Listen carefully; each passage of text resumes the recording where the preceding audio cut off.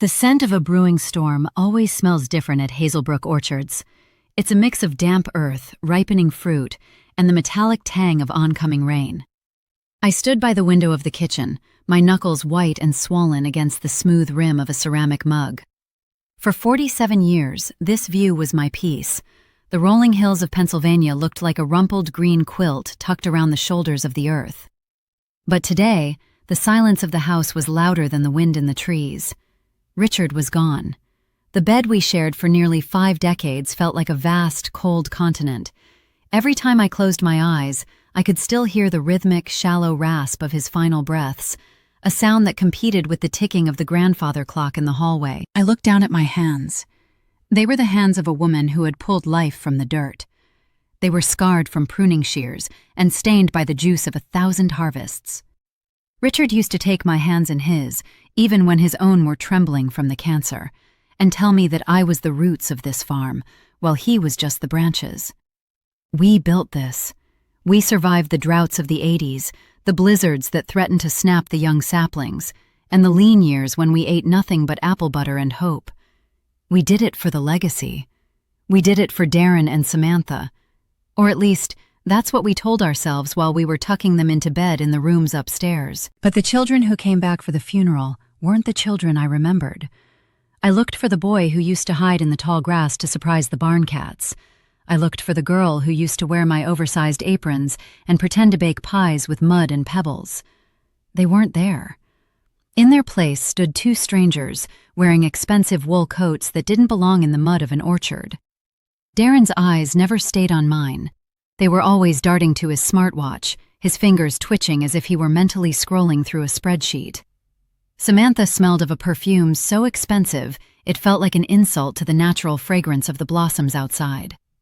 They didn't cry at the service. They stood like statues, calculating the square footage of the cemetery plot. The morning after we laid Richard to rest, the betrayal began not with a shout, but with a cup of coffee. I had woken up early, driven by the habit of half a century, to make the simple, dark roast Richard loved. I wanted to sit with my children and talk about their father, to share the stories of how he once stayed up all night with a heater to save a single row of Honeycrisps from a late frost. I wanted to remember the man, not the estate. But when I walked into my own kitchen, the air was sharp with the smell of something burnt and bitter. Darren had brought his own beans from Boston. He didn't even ask if I wanted a cup. He just stood there, silhouetted against the lace curtains we chose 30 years ago, looking at the farm not as a home, but as an underperforming asset. "Mom," he had said, and the word felt heavy, like a stone dropped into a deep well. "We need to talk about the future. We need to be practical." That word, practical, is a dangerous one. It's the word people use when they are about to do something heartless. He started talking about settling things, as if my life were a debt that needed to be paid off.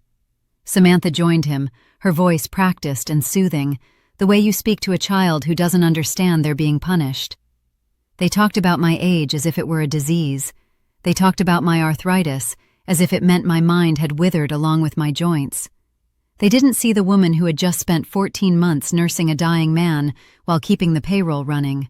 They saw a liability. I watched them. I watched Darren slide a folder across the table, a folder with his corporate letterhead on it.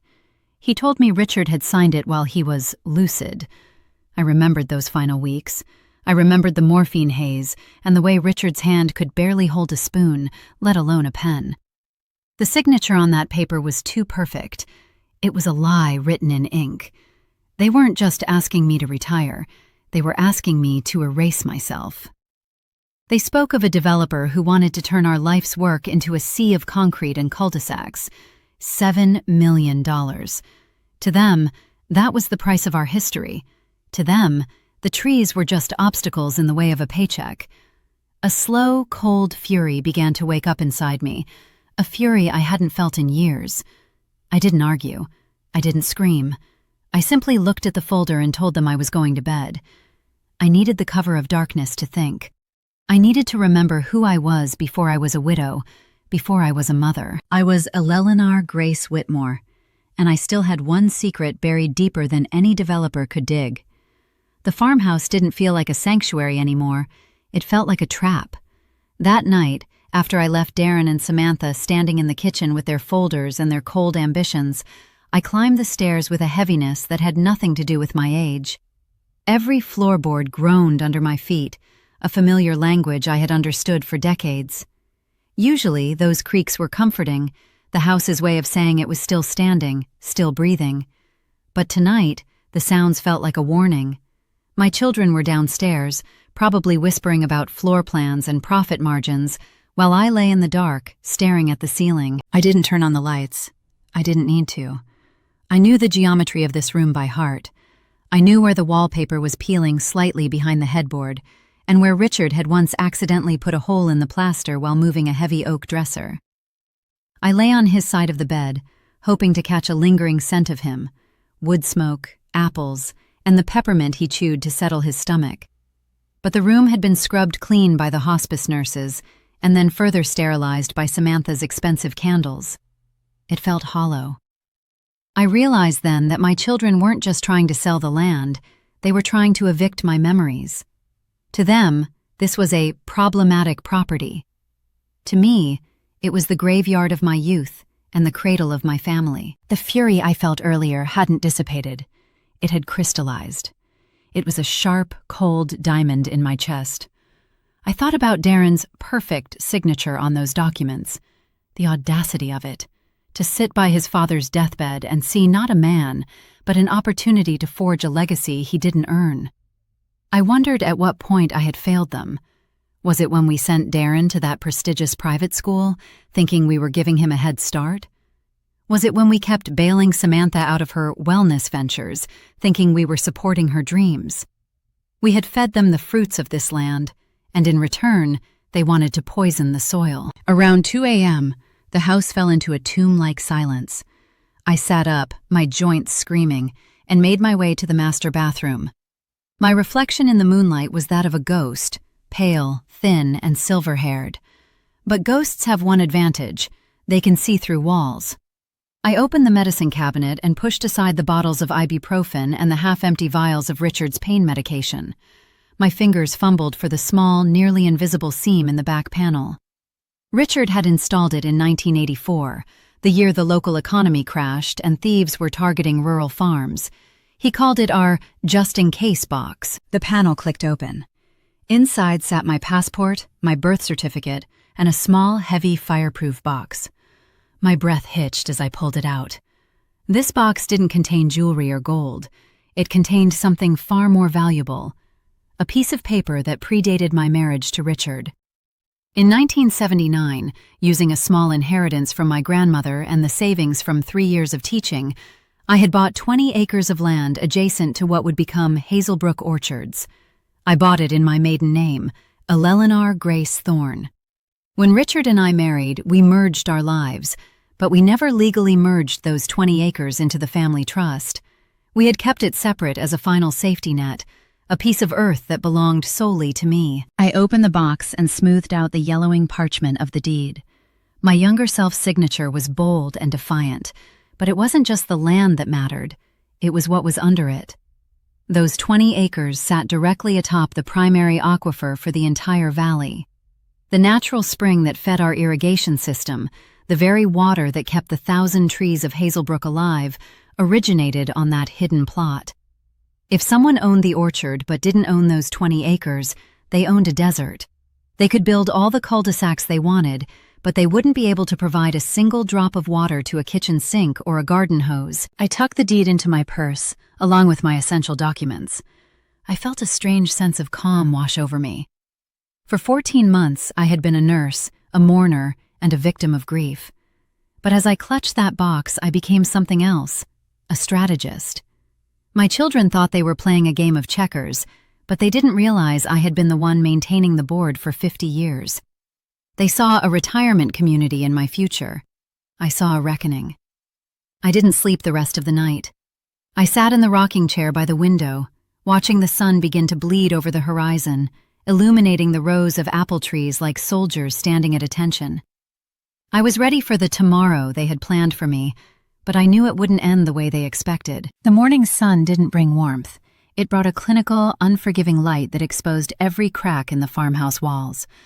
I didn't wait for them to wake me. I was already downstairs, sitting in my usual chair, watching the steam rise from a cup of tea. When Darren and Samantha finally emerged, they weren't wearing the soft flannels or oversized sweaters of a grieving family. They were dressed for a closing, sharp lines, polished shoes, and faces set in masks of professional detachment.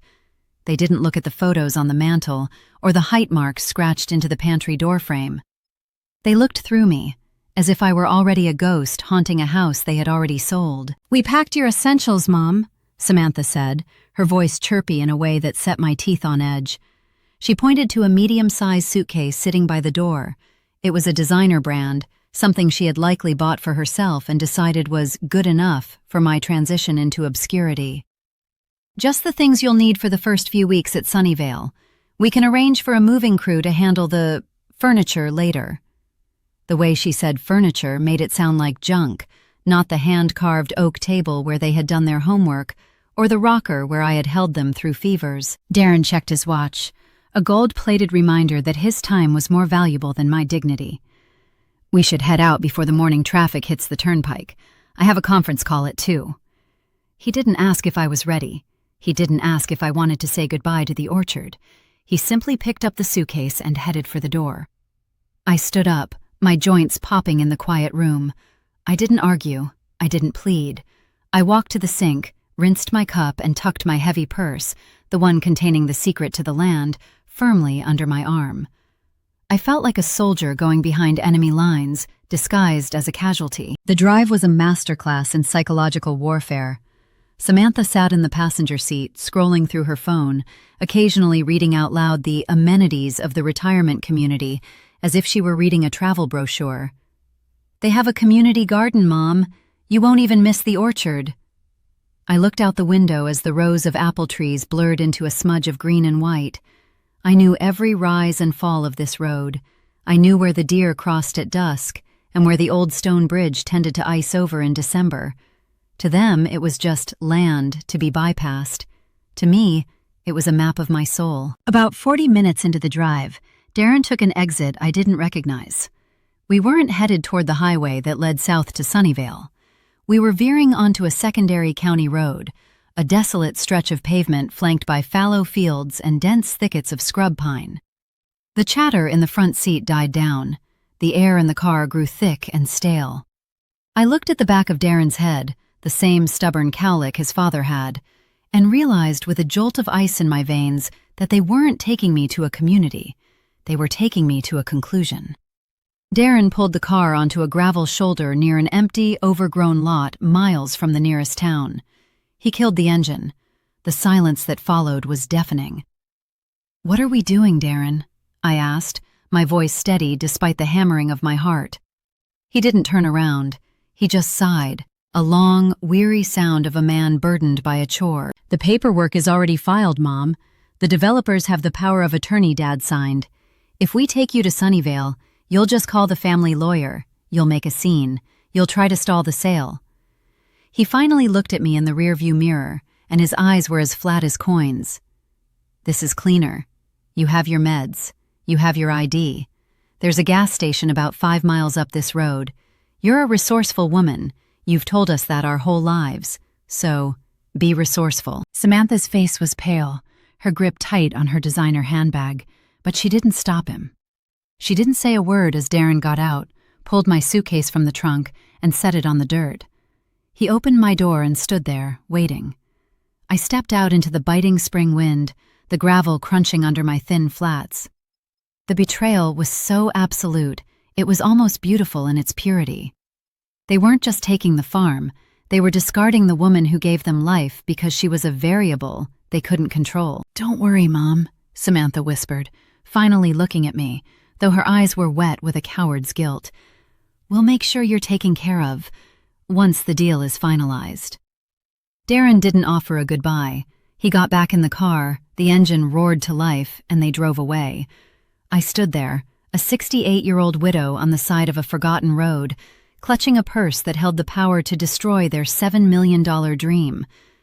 I watched the dust from their tires settle back onto the weeds.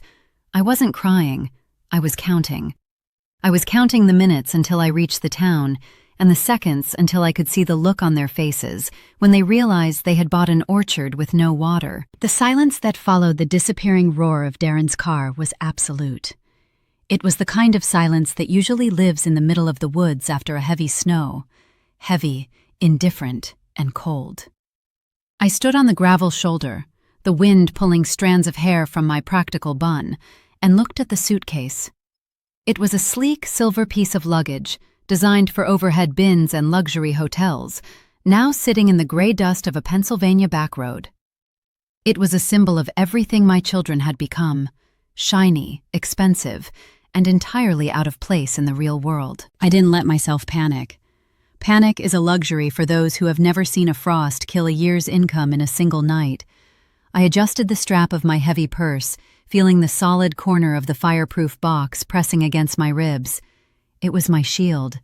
I took a breath, tasting the scent of pine and exhaust, and began to walk. My flats were never meant for miles of gravel. Within the first 20 minutes, I could feel the hot friction of a blister forming on my left heel, and the familiar throb of arthritis began to pulse in my hips.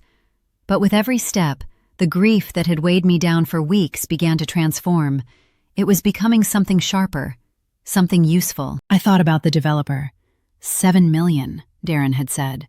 To a man who lives in a world of digital numbers and glass towers, 7 million is a score. To me, it was the price of the soil I had tilled, the water I had protected, and the man I had loved. They thought they were selling a lot. They didn't realize they were trying to sell a living, breathing entity that required the very water they had just abandoned on the side of the road with me. I felt a grim smile touch my lips. They had underestimated the old woman, forgetting that the old woman was the one who kept the books while their father pricked his fingers on the trees. The walk was grueling. The Pennsylvania hills are deceptive. They look gentle from a car window, but on foot, they are a series of grueling climbs and jarring descents. I passed a rusted tractor abandoned in a field, its iron bones sinking into the earth. I passed a hawk circling a stand of dead oaks. I felt small, but I didn't feel weak. I realized that for 14 months, I had been shrinking myself to fit into the narrow confines of a sick room. Now, under the vast, uncaring sky, I was expanding again. I was Eleanor Thorne Whitmore, and I knew how to survive. 2 hours later, the shimmering heat waves off the asphalt finally revealed the familiar, weathered sign of Miller's Gas and Grocery. It was a low, squat building with peeling white paint and 2 ancient pumps that still used analog dials. To an outsider, it looked like a relic. To me, it was the first outpost of my kingdom. I reached the wooden bench outside the front door and sank onto it, my legs trembling with exhaustion. My face was flushed, and my throat felt like it had been scraped with sandpaper. I looked at my reflection in the glass door. I looked like a vagrant. But when I reached into my purse and felt the deed, I knew I was the most powerful person in the county. The bell above the door jingled, a sound I had heard thousands of times since 1981. Ray Miller stepped out, wiping a grease-stained hand on a faded red apron. He stopped dead when he saw me. Ray was a man of few words, a man who had sold me everything from milk to motor oil for 30 years. He had been one of the pallbearers at Richard's funeral just weeks ago. His brow furrowed, his eyes darting from my dusty shoes to the expensive suitcase at my feet. "Mrs. Whitmore?" he asked, his voice low and raspy. "You look like you've walked from the state line. What in the name of... Where's your car? Where's Darren?" I looked up at him, and for a moment, the exhaustion threatened to break me. But I swallowed the lump in my throat. I didn't need sympathy. I needed a phone and a witness. I stood up, leaning slightly on the arm of the bench to steady myself. "My children decided I needed a change of scenery, Ray," I said, my voice cracking slightly but remaining firm. "They left me on the shoulder of County Road 42. They seem to think I'm finished." Ray's expression shifted. The confusion vanished, replaced by a slow, simmering heat in his eyes. "In this part of the country, you don't treat your mother like a discarded tire. You don't treat a Whitmore like a stranger." He reached out, his hand steady as he took my arm. "Come inside, Eleanor," he said, using my first name for the first time in a decade. "The coffee's fresh, not that fancy city stuff, just the way Richard liked it. We're going to get you sat down, And then you're going to tell me exactly what's going on.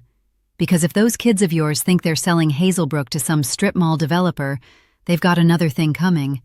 This town has a long memory. I stepped into the cool, dim interior of the store, the smell of sawdust and old paper greeting me like an old friend. I knew then that my children had made their fatal mistake. They had forgotten that while they were building networks on their phones, I had spent 50 years building a community in the dirt. The back office of Miller's Grocery smelled of diesel, stale tobacco, and ledgers that dated back to the Nixon administration. Ray Miller pulled a heavy wooden chair out for me, the kind with a squeaky wheel that had probably seen 1,000 town council meetings. He handed me a thick ceramic mug of coffee, black, bitter, and hot enough to scald the fatigue right out of my bones. I took a sip, feeling the caffeine hit my bloodstream like a shot of adrenaline. My hands were finally still. "Ray," I said, my voice dropping into the low, steady register I used when I had to negotiate with the fruit wholesalers. "I need you to call Henry Vance. Tell him to get his legal pad and his old Mercedes over here as fast as the speed limit allows. Maybe a little faster." Ray leaned against a stack of canned peaches, his arms crossed over his chest. "Henry? He's been retired for 3 years, Eleanor. He barely leaves his porch except to go fishing." "He'll leave it for this," I replied, pulling the fireproof box onto the desk. "My children think they've sold the orchard. They have a developer ready to break ground next week. They're using a power of attorney they coerced out of Richard while he was on his deathbed, but they've made a mathematical error." I flipped the latch on the box and pulled out the 1979 deed. "They think they're selling 150 acres of prime real estate. They don't realize they only own 130 of them, and without these 20, the other 130 are just a pile of dust." Ray's eyes widened as he looked at the document. He wasn't a lawyer, but he was a man of the land. He knew exactly where those 20 acres sat. "The aquifer," he whispered. "You still hold the rights to the spring?" "In my maiden name," I said, a cold spark of triumph in my chest. "Eleanor Thorne." The title search Darren ran was likely lazy. He probably searched Richard Whitmore and Hazelbrook Orchards, LLC. He never looked for Thorne. He never looked back to 1979. He was too busy looking at his $7 million commission. Ray didn't say another word. He picked up the rotary phone on the wall and dialed. 10 minutes later, I heard the distinctive low growl of Henry Vance's vintage sedan pulling into the gravel lot. Henry was 80 if he was a day, with eyebrows like overgrown hedges and a mind that worked like a steel trap. He walked into the back office, squinting through thick spectacles, his eyes landing first on my dusty clothes and then on the deed sitting on the desk. "Eleanor," Henry grunted, taking a seat without being asked. "Ray said you were walking the county roads like a hobo. I assume there's a reason you're not in your rocking chair?" "My children left me on the side of the road, Henry. They're trying to level the orchard." Henry's face went stony. He had been Richard's best friend since high school. He had seen us build every barn and plant every row. "I heard rumors about a developer. I didn't think Darren had the guts to do it while you were still breathing." "He doesn't think I am," I said. "He thinks I'm a liability to be managed. I want you to file an emergency injunction. I want a cloud on that title so thick no developer will touch it with a 10-foot pole. And I want you to contact the county water board. Since the primary source of the orchard's irrigation sits on my private land, and I have not authorized an easement for commercial residential development, they can't get a single building permit." Henry leaned back, a slow, predatory grin spreading across his face. "You're not just stopping the sale, Eleanor. You're killing it. If they can't guarantee water to those cul-de-sacs, that land value drops from $7 million to about $700,000 overnight. It'll just be dry dirt and dead trees." "Exactly," I said. "And I want you to do one more thing. I want you to find out who the developer is.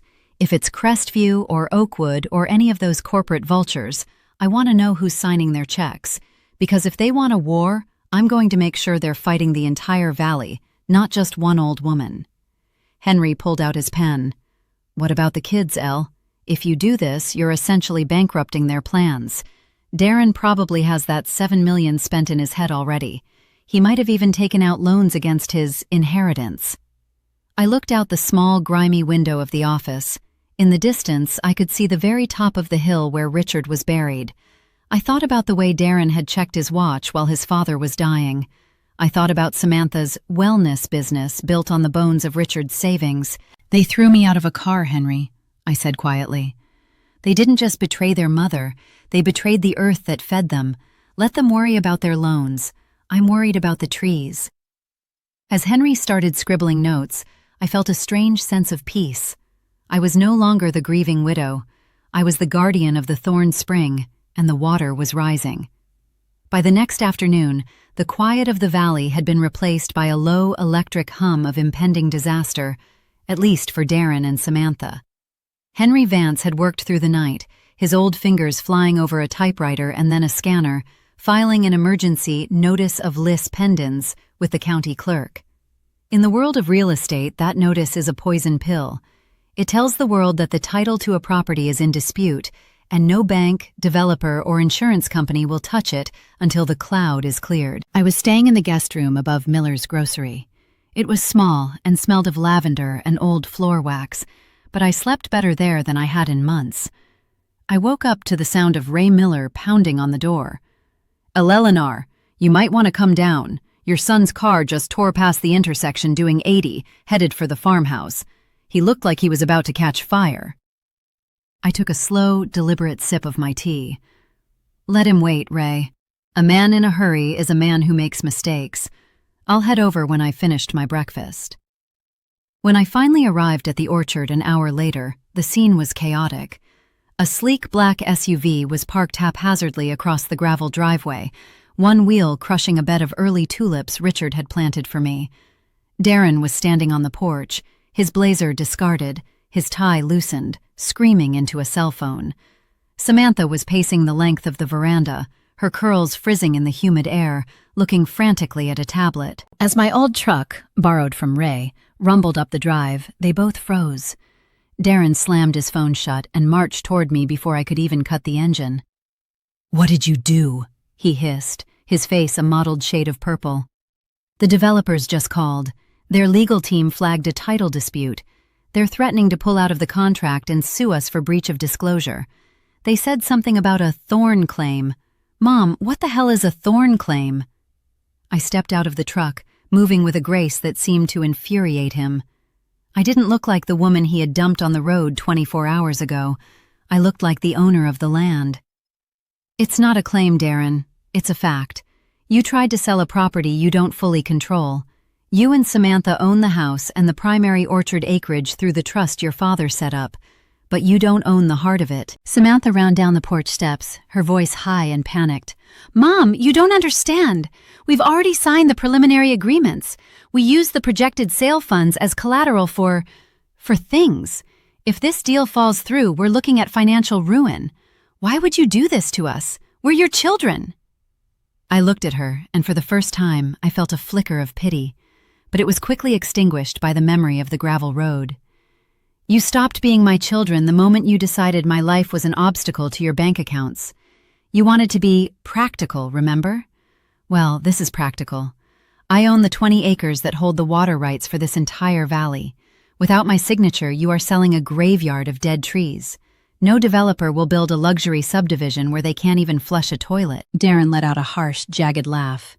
"You think you can win this? We have the power of attorney. Dad signed the business over to us. We'll take you to court. We'll have you declared incompetent. We'll say you're suffering from complicated grief and that this hidden deed is a senile delusion." "Try it," I said, my voice dropping to a whisper that carried more weight than his shouting. "Henry Vance is already at the courthouse. He has the original deed, the tax records I've paid in my own name for 40 years, and the water board's map of the aquifer. And as for my incompetence, I think a judge would be very interested to hear how two loving children left their 68-year-old mother on the side of a remote road with nothing but a suitcase and a bottle of heart medication. That doesn't look like management, Darren. That looks like elder abandonment. That's a felony in this state." The color drained from Darren's face so fast I thought he might faint. The corporate predator was gone, replaced by a panicked boy who realized he'd walked into a trap of his own making. "What do you want?" he stammered, his bravado crumbling. I walked past him, up the stairs of my porch, and turned to look at the rows of apple trees. The blossoms were just starting to peek out, a sea of white promise. "I want you to leave. I want you to go back to Boston and back to your wellness retreats. I want you to call your developers and tell them the deal is dead because you lied about the assets. And then, I want you to wait, because I haven't decided yet what the price of my forgiveness is, or if I'm even selling it." I went inside and locked the door. For the first time in weeks, the house didn't feel like it belonged to the bank or the kids. It felt like it belonged to the trees, and the trees were thirsty. The silence that followed my children's departure was thick, but it wasn't peaceful. It was the heavy, pressurized quiet that precedes a tornado. Darren and Samantha had fled the property like kicked curs, their tires throwing gravel as they raced back toward the city to consult lawyers who couldn't help them and creditors who wouldn't wait for them. I spent the evening sitting in Richard's study, surrounded by the smell of old paper and the ghost of his pipe tobacco. I wasn't waiting for my children to apologize.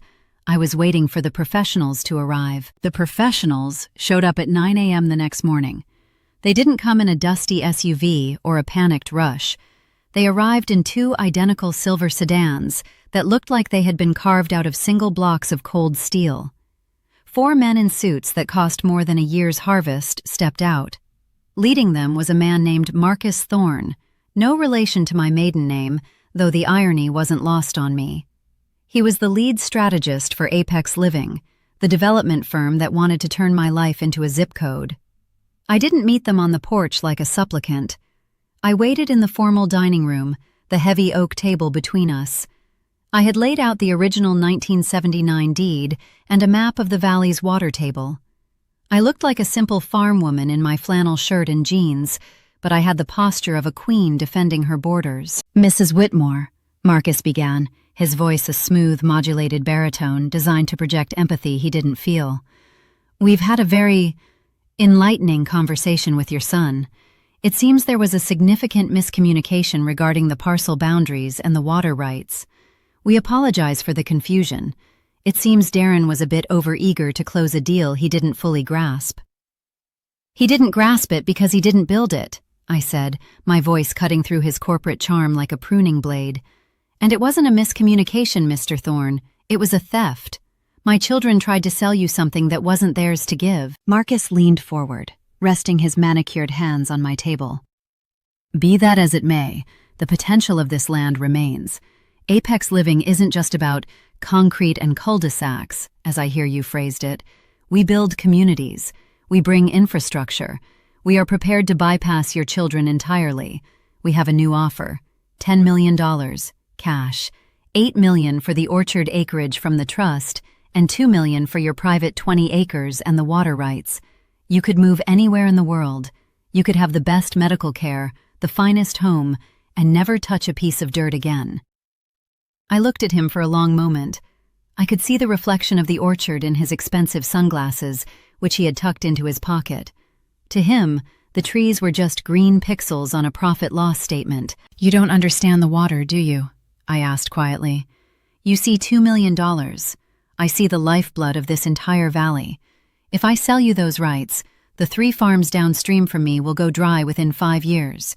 The Miller family, who has run that grocery for 80 years, will have no customers because the local economy will collapse. The elementary school's well will eventually fail when you start pumping thousands of gallons a day to fill the swimming pools and manicured lawns of your community." Marcus smiled, a thin, predatory curve of the lips. "That's a very noble sentiment, Mrs. Whitmore. But let's be practical, to use your son's favorite word. You are 68. You have arthritis. You are alone. If you don't sell to us, your children will eventually inherit this land anyway, and they've already proven they will sell it the moment your heart stops beating. Why not take the money now and enjoy your golden years? Why fight for a future you won't be here to see?" That was his mistake. He thought my age was a weakness, a reason to stop caring about the after. He didn't realize that being 68 meant I was playing for a legacy, not a bank account. "I won't be here to see it," I agreed, standing up. My joints ached, but I stood tall. "But the trees will, and the people of this valley will. You think you can buy the water because you have the money, But you forgot that in Pennsylvania, water rights are tied to the stewardship of the land. I've already been in contact with the state conservancy. This morning, before you arrived, I signed a letter of intent to place those 20 acres into a permanent agricultural easement. It can never be developed. It can never be used for anything other than sustaining the natural landscape and the existing orchard. The air in the room turned cold. Marcus's polished mask slipped, revealing a glimpse of the shark beneath. You'd destroy a $10 million deal for a bird sanctuary? For a future, I corrected. Now get off my land. You have no deal with my children because they have no water, and you have no deal with me because I'm not for sale. As they filed out, their steel-gray cars kicking up the very dust they had hoped to pave over, I felt a surge of energy I hadn't felt since Richard was healthy. But I knew this wasn't over. My children were still out there, desperate and cornered, and a cornered animal is the most dangerous kind. The rejection of the $10 million offer was a death knell for Darren and Samantha's ambitions.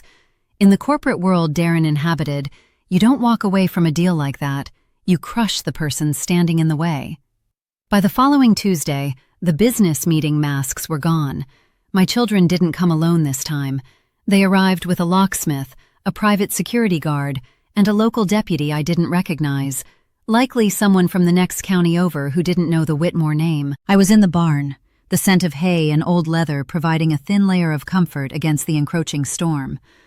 I heard the fleet of cars pull up. Darren's voice boomed across the yard, sharp and jagged with a panicked edge. He was shouting about unauthorized occupants and emergency guardianship. He was trying to use the law as a battering ram to break into the house and seize the documents he thought would save him. "Mom!" he yelled, his footsteps heavy on the gravel. "We're done playing. You've cost us millions. You've humiliated us. We're taking control of the estate today, for your own protection. The locks are being changed, and you're coming with us." I walked out of the barn, my pruning shears still in my hand. I looked at the deputy, a young man who looked uncomfortable under my steady gaze. "Officer," I said calmly, "I hope you've checked the deed registry this morning. This man is trespassing on private property that is currently under a lis pendens dispute." "We have a signed power of attorney, ma'am," the deputy stammered, holding up a folder. "Signed by a man in a morphine coma," I countered, "which is currently being challenged in probate court. Until a judge rules, I am the resident and owner of the primary homestead." Samantha stepped forward, her eyes red and puffy, her voice trembling. "Mom, please, we owe people money, serious people. We thought this sale would fix everything. If you don't sign over the water rights, they're going to take my house in the city. They're going to ruin Darren's career. Don't you care about us at all?" It was the ultimate emotional blackmail. They wanted me to sacrifice the land, the legacy, and the town's future to pay for their mistakes. But before I could answer, a sound began to rise from the road. It wasn't the sound of one car, but many. First came Ray Miller's old delivery truck, pulling sideways across the entrance to the driveway, effectively boxing Darren's SUV in. Then came Henry Vance's Mercedes, followed by 3 tractors from the neighboring farms, the O'Malleys, the Petersons, and the Grahams. Within minutes, a dozen men and women, people I had baked for, worked with, and mourned with, had formed a semicircle around my porch. They weren't shouting, they were just there. A wall of flannel and denim, weathered faces and calloused hands. "Is there a problem here, Darren?" Ray Miller asked, stepping out of his truck with a heavy iron wrench in his hand. He wasn't threatening anyone, but the weight of his presence was undeniable. "This is family business, Ray," Darren snapped, though I could see the sweat beading on his forehead. "Stay out of it." "Actually," Henry Vance said, stepping forward with a leather briefcase, "as the court-appointed temporary administrator of the Thorn agricultural easement, I have to inform you that this entire property, including the driveway you are currently blocking, is now under the protection of the County Land Trust. Any attempt to remove Mrs. Whitmore or alter the structures on this land will be met with an immediate criminal complaint for elder abuse and property damage." Henry turned to the deputy. "Son, I've known your sheriff for 40 years. If I were you, I'd get back in that cruiser and drive away before your name ends up on a lawsuit that will end your career before it starts." The deputy didn't need to be told twice. He looked at Darren, then at the wall of angry farmers, and quietly got back into his car. The locksmith and the security guard followed suit, sensing that no paycheck was worth a riot in a rural valley. Darren stood in the middle of the yard, looking small and fragile in his expensive suit. He looked at the neighbors, the people he used to call uncles and aunts when he was a boy. He didn't see customers or underperforming assets anymore. He saw a community that had closed ranks against him. "You'd choose them over us?" Samantha sobbed, looking at me. "I'm choosing the truth," I said. "I'm choosing the man your father was, and the woman I still am. You abandoned me on a gravel road, Samantha. You left me with a suitcase and a death sentence. These people? They gave me a chair and a cup of coffee. They gave me my dignity back."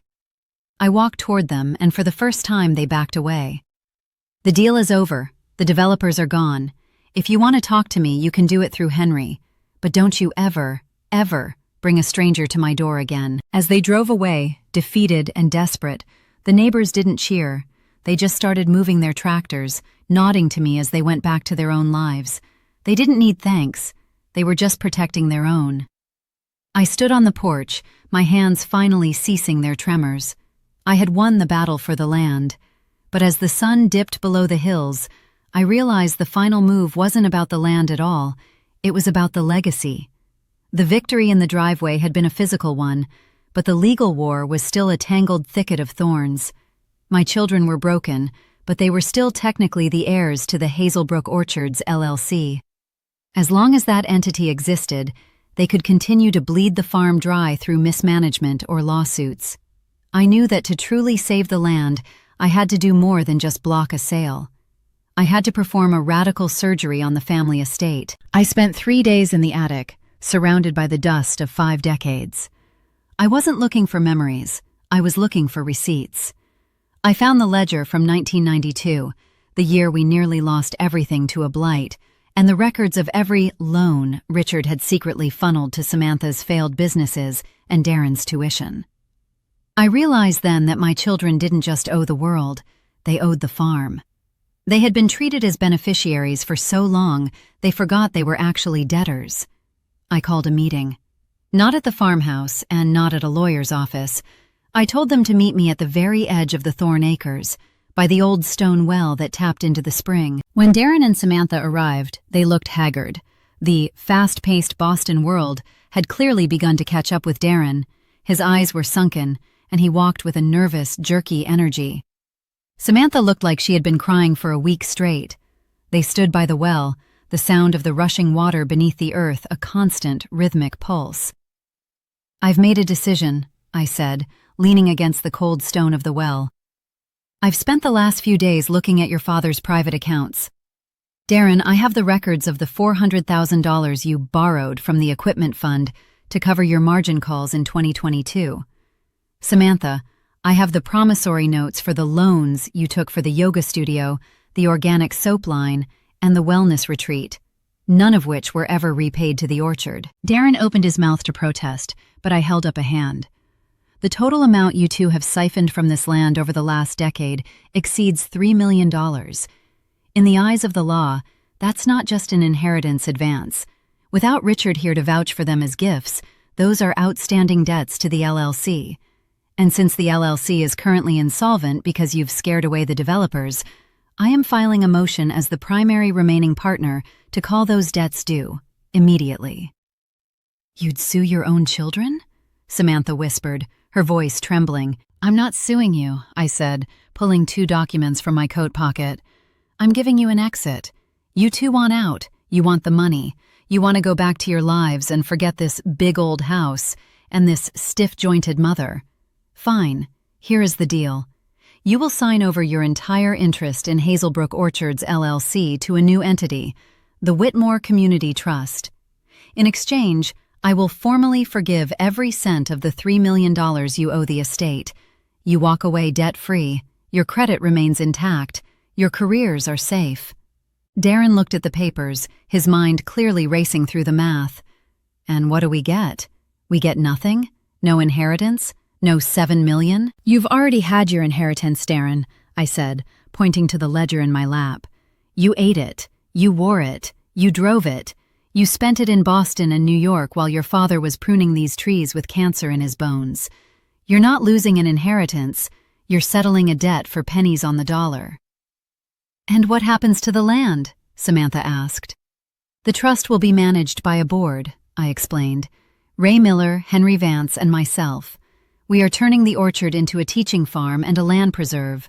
The profits from the harvests will go toward agricultural scholarships for local kids. The house will stay mine until I die, and then it will become a museum and a community center. The thorn spring will remain protected forever." I watched the realization sink in. They were being offered a choice: stay and fight a losing legal battle that would expose their financial skeletons to the world, or sign away a legacy they never valued anyway to save their own skins. "You've been planning this since the day we left you on the road," Darren said, a note of grudging respect, or perhaps fear, in his voice. "I've been planning this since the day you stopped asking how the trees were doing and started asking what the land was worth," I replied. Darren took the pen first. His signature was shaky this time, no longer the perfect forgery he'd used on his father's papers. Samantha followed, her tears smudging the ink on the Thorn Trust documents. When they were finished, I took the papers and tucked them into my purse. "Now," I said, looking at the two people I had raised but no longer recognized. "The suitcase you packed for me is in the shed. Take it. It's expensive and I have no use for it. I have everything I need right here." As they walked away for the final time, heading toward the highway and the lives they had chosen over their home, I didn't feel the sting of betrayal anymore. I felt the lightness of the spring air. I turned back to the well and listened. The water was still flowing. The orchard was still breathing. And for the first time since Richard died, I felt like I could finally go home. A year has passed since the dust settled on the gravel road. In the world of the city, a year is a blur of news cycles and quarterly reports. But in Hazelbrook, a year is a slow, rhythmic cycle of 4 distinct breaths. I have watched the winter frost turn the branches into crystal lace, felt the spring mud cling to my boots like a stubborn memory, and endured the heavy, humid silence of a Pennsylvania summer. Now, it is autumn again, the season of reckoning. The orchard has never looked more alive. Under the Whitmore Community Trust, Hazelbrook has transformed from a struggling family business into the heartbeat of the valley. We have 3 young apprentices now, local kids from the high school who actually want to know the difference between a Gala and a Fuji. They don't look at their watches when I explain the importance of soil pH. They look at the dirt. I watch them from the porch, their movements fluid and strong, and I see the future. They are the new branches on a very old tree. The Sunnyvale Estates brochure is long gone, likely buried in a landfill somewhere along the turnpike.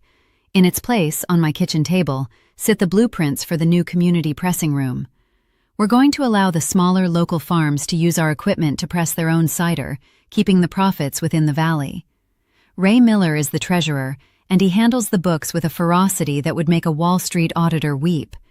Henry Vance still stops by every Tuesday, ostensibly to discuss legal filings, but mostly to sit in Richard's chair and share a slice of the sourdough bread my hands can still, miraculously, manage to knead. As for Darren and Samantha, the silence from their end is absolute. I hear fragments of news through the grapevine, business ventures that succeeded, others that failed. I don't harbor the burning fury anymore. Fury is an exhausting fire to tend, and I have trees to prune. I have forgiven them, not because they asked for it, but because carrying their betrayal was like carrying a sack of stones. I set the stones down on the side of that road and kept walking. They are my children, and I suppose a part of me will always hope they find whatever it is they were looking for in those $7 million dreams. But they are no longer my burden. Yesterday, I walked up the hill to the 20 acres of the Thorn Spring. I sat by the water and watched the sunlight play across the surface of the pool. This water is the reason the valley is green. It is the reason the birds sing in the thickets, and the reason the children in town have cool water to drink on a July afternoon. By placing this land in a permanent easement, I didn't just stop a developer. I ensured that long after I am gone, and long after the names Whitmore and Thorn are forgotten, this water will still belong to the earth. My joints still ache when the rain moves in, my hands are still gnarled, and the house still feels a little too big on the quietest nights. But when I walk through the rows of trees, I don't feel like a woman who was left with nothing. I feel like a woman who finally understood what she had. Richard and I didn't just build a farm, we built a sanctuary. We didn't just plant seeds, we planted a promise. The sun is beginning to set now, casting long golden shadows across the hills of Pennsylvania. The air is crisp, smelling of wood smoke and ripening apples. It's time for me to head back to the kitchen, to turn on the light in the window that serves as a lighthouse for this little corner of the world. I am Eleanor Grace Whitmore. I am 69 years old, and I am exactly where I am supposed to be. The harvest is in, the cellar is full, and the water is still rising.